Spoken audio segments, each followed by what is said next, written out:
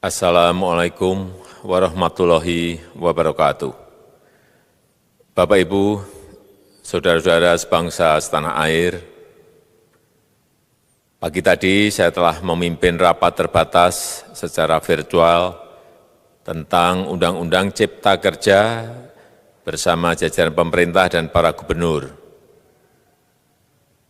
Dalam undang-undang tersebut terdapat 11 klaster yang secara umum bertujuan untuk melakukan reformasi struktural dan mempercepat transformasi ekonomi.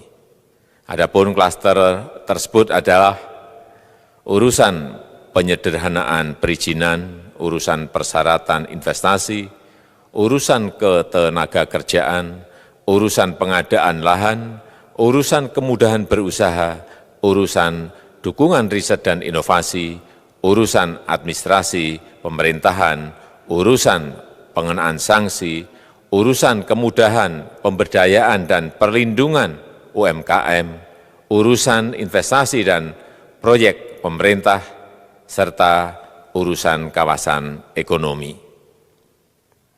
Dalam rapat terbatas tersebut, saya tegaskan mengapa kita membutuhkan Undang-Undang Cipta Kerja. Pertama, setiap tahun ada sekitar 2,9 juta penduduk usia kerja baru, anak muda yang masuk ke pasar kerja, sehingga kebutuhan atas lapangan kerja baru sangat-sangat mendesak. Apalagi di tengah pandemi, terdapat kurang lebih 6,9 juta pengangguran dan 3,5 juta pekerja terdampak pandemi COVID-19.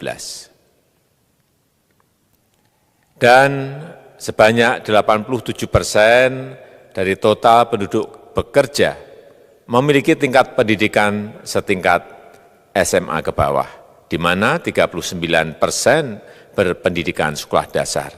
Sehingga perlu mendorong penciptaan lapangan kerja baru, khususnya di sektor padat karya.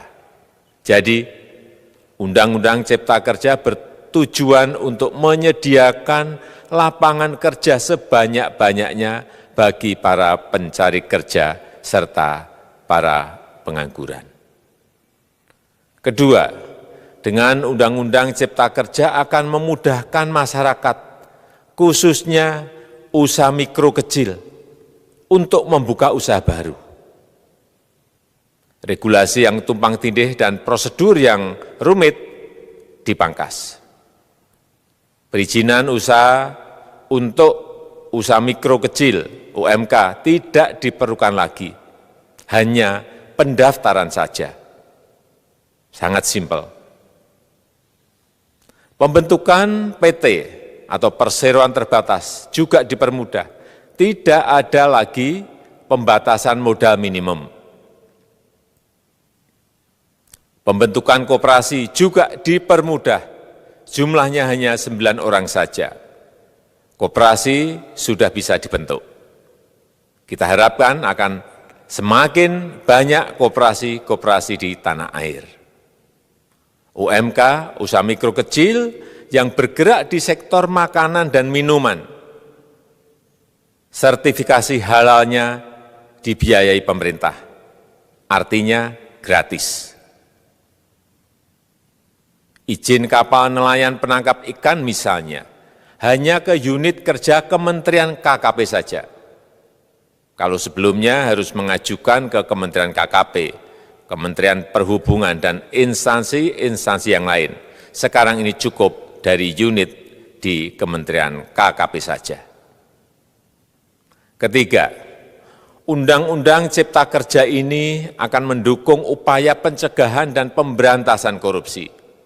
Ini jelas karena dengan menyederhanakan, dengan memotong, dengan mengintegrasikan ke dalam sistem perizinan secara elektronik, maka pungutan liar, pungli dapat dihilangkan. Namun, saya melihat adanya unjuk rasa penolakan Undang-Undang Cipta Kerja yang pada dasarnya dilatar belakangi oleh disinformasi mengenai substansi dari undang-undang ini dan hoax di media sosial. Saya ambil contoh, ada informasi yang menyebut tentang penghapusan UMP, upah minimum provinsi, UMK, upah minimum kota kabupaten, UMSP, upah minimum sektoral provinsi. Hal ini tidak benar, karena faktanya upah minimum regional, UMR, tetap ada. Ada juga yang menyebutkan bahwa upah minimum dihitung per jam. Ini juga tidak benar. Tidak ada perubahan dengan sistem yang sekarang. Upah bisa dihitung berdasarkan waktu dan berdasarkan hasil. Kemudian adanya kabar yang menyebutkan bahwa semua cuti sakit, cuti kawinan, cuti khitanan, cuti baptis, cuti kematian, cuti melahirkan, dihapuskan. Dan tidak ada kompensasinya. Saya tegaskan juga ini tidak benar. Hak cuti tetap ada dan dijamin. Kemudian apakah perusahaan bisa mem-PHK kapanpun secara sepihak? Ini juga tidak benar. Yang benar, perusahaan tidak bisa mem-PHK secara sepihak. Kemudian juga pertanyaan mengenai benarkah jaminan sosial dan kesejahteraan lainnya hilang. Yang benar, jaminan sosial tetap ada.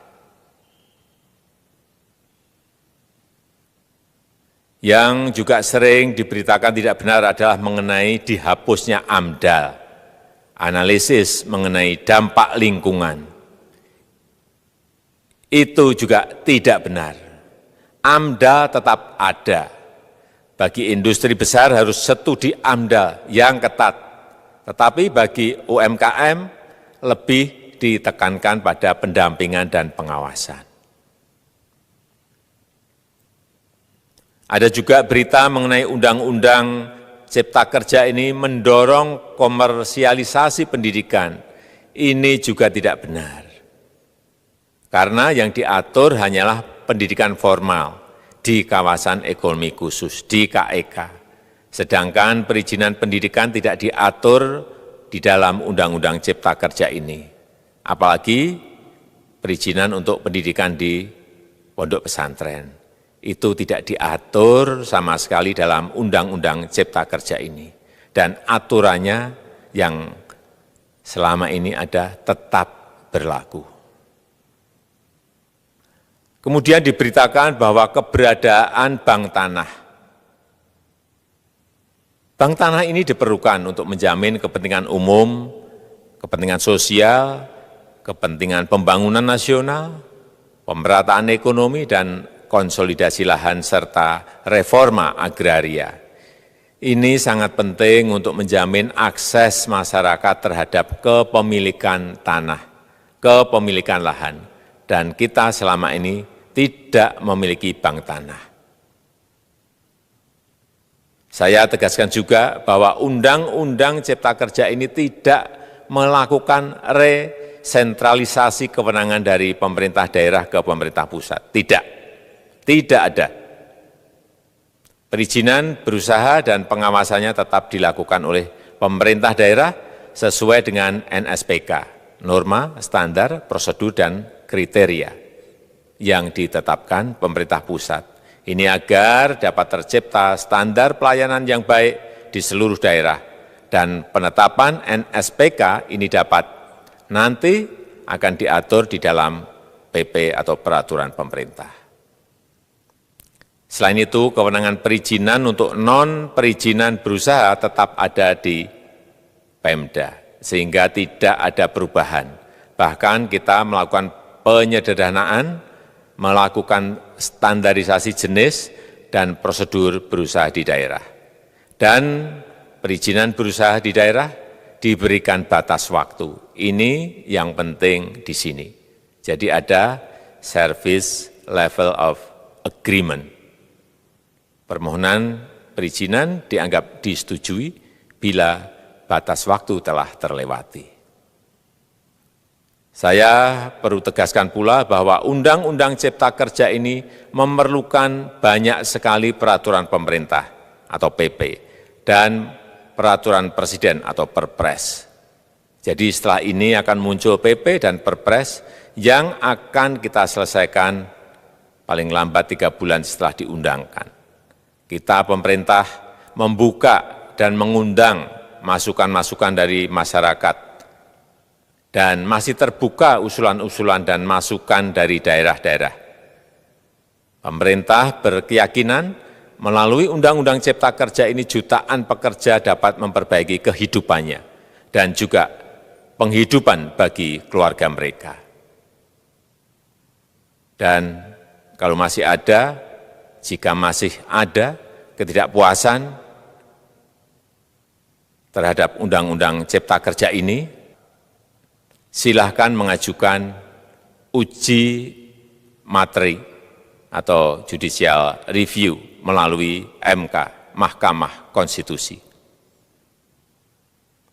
Sistem ketatanegaraan kita memang mengatakan seperti itu. Jadi, kalau masih ada yang tidak puas dan menolak, silahkan diajukan uji materi ke MK. Saya rasa itu yang bisa saya sampaikan pada kesempatan yang baik ini. Terima kasih. Wassalamualaikum warahmatullahi wabarakatuh.